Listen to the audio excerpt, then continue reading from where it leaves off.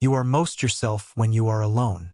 Not performing, not translating, not managing the gap between what you actually think and what the room can receive.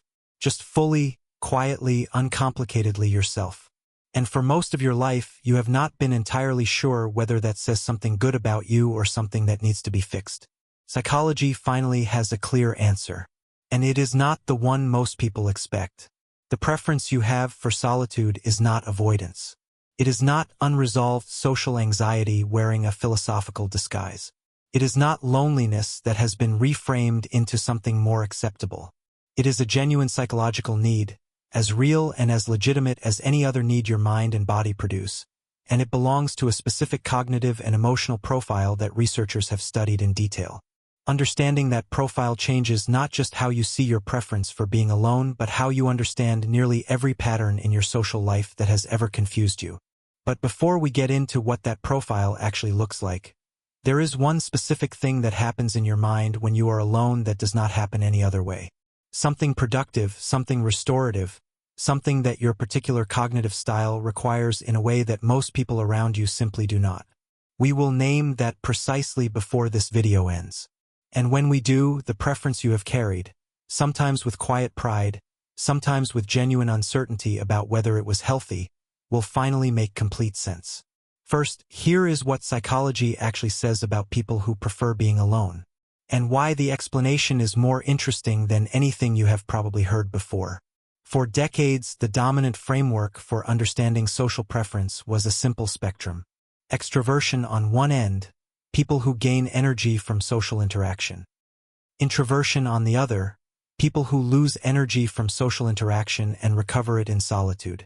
That framework captured something real, but it missed something important, because it treated solitude purely as recovery, the absence of social drain, rather than as something that produces its own specific and positive output.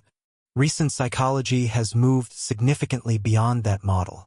Researchers studying what they call solitude preference have found that for certain people solitude is not just the absence of social cost. It is the presence of something, a specific cognitive and emotional state that only becomes accessible when external social demands are removed entirely. A state where the mind's most important work gets done, where self-knowledge deepens, where the interior life becomes audible in a way it never quite manages to be when other people are present. Here is the strange part. The people who most reliably access this state, who benefit most specifically and most profoundly from time alone, are not the people with the least social capacity. They are often the people with the deepest capacity for rich interior experience, the most active default mode networks, the most developed self-reflective awareness, the most complex internal worlds. Solitude does not benefit them because they are socially limited. It benefits them because they have something significant to do in it. And this reframes the preference entirely. You do not prefer being alone because something is missing in your social wiring.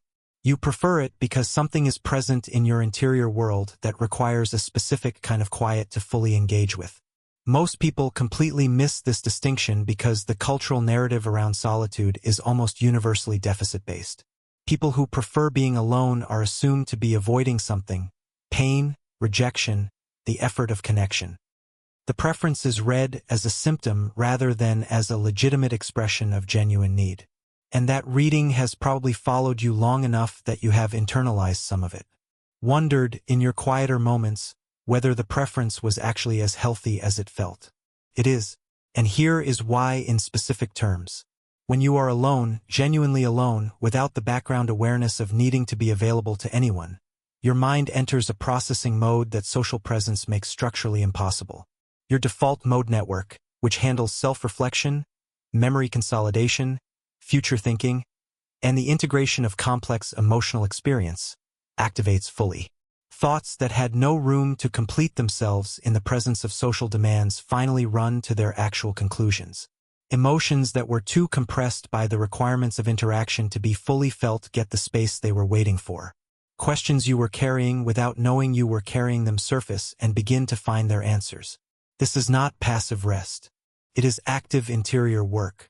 And for people whose interior world is complex enough to require that kind of dedicated processing time, People whose minds generate more internal experience than the pace of ordinary social life has space to integrate. Solitude is not a luxury. It is maintenance. The thing that keeps everything else functioning at the level it needs to function at. Here is where it gets really interesting, because this explains something about your social life that has probably seemed contradictory from the outside. You are not someone who lacks the capacity for genuine connection. When you are in a conversation that goes somewhere real, where the other person meets you at depth, where something honest gets exchanged, where you leave knowing something true that you did not know before, you are fully present in a way that most people never manage. You are not performing engagement. You are genuinely there. And the people who have experienced that quality of your presence know it is different from what most social interaction produces. But you cannot sustain that presence indefinitely without the solitude that restores it. Not because connection drains you the way surface interaction does, because genuine connection requires you to bring your full interior self to the exchange. And your full interior self requires regular time alone to remain coherent, to remain integrated, to remain the version of you that has something real to offer rather than the edited, depleted, slightly disconnected version that appears when the interior work has not been done. The people who have found you hard to reach, who have wanted more of your time and attention than you felt able to give, were not wrong to want more. But they were missing the mechanism. The solitude they saw as you pulling away was the thing making it possible for you to show up fully when you did. Without it, you would have been present more often and there less completely. And this leads directly to the thing I mentioned at the beginning, the specific thing that happens in your mind when you are alone that does not happen any other way. It is the experience of your own thinking completing itself. In social environments, even comfortable ones, your thinking is continuously interrupted by the requirements of responsiveness, by the need to track what is being said, by the awareness of how you are landing, by the low-level management of impression and tone and timing that social presence always requires. None of these interruptions feel significant in the moment, but they mean that almost no thought you have in the presence of other people ever runs all the way to where it was actually going. It gets as far as the response requires and then stops. Alone, your thoughts complete. They go where they were going without being redirected by the next social demand. And for a mind that generates the kind of complex interior experience yours does, the kind that contains multiple layers, multiple connections, multiple implications that branch and intersect in ways that require sustained, uninterrupted attention to fully trace, that completion is not a small thing. It is how you understand your own life, how you make sense of your experience, how you figure out what you actually think, feel, and want rather than what you communicated in the time available. That is what solitude gives you that nothing else does. Not rest in the passive sense. Access to your own mind in its most complete and most honest form. The people who have told you that you spend too much time alone were not seeing this. They were seeing the withdrawal from social contact and reading it as deficit. They were not seeing what the withdrawal was making possible, or what the time alone was producing and bringing back into every interaction you chose to have. You do not prefer being alone because you have given up on people. You prefer it because the version of you that shows up for people, the one that is fully present, genuinely engaged, capable of real connection rather than performed connection, can only be sustained by someone who takes the interior work seriously enough to give it the time and the quiet it actually requires. That is not a character flaw. That is how you are built. And it has always been enough. Tell me in the comments, what is the one thing you do best when you are completely alone that you cannot do the same way when other people are around? I want to know what your solitude actually produces.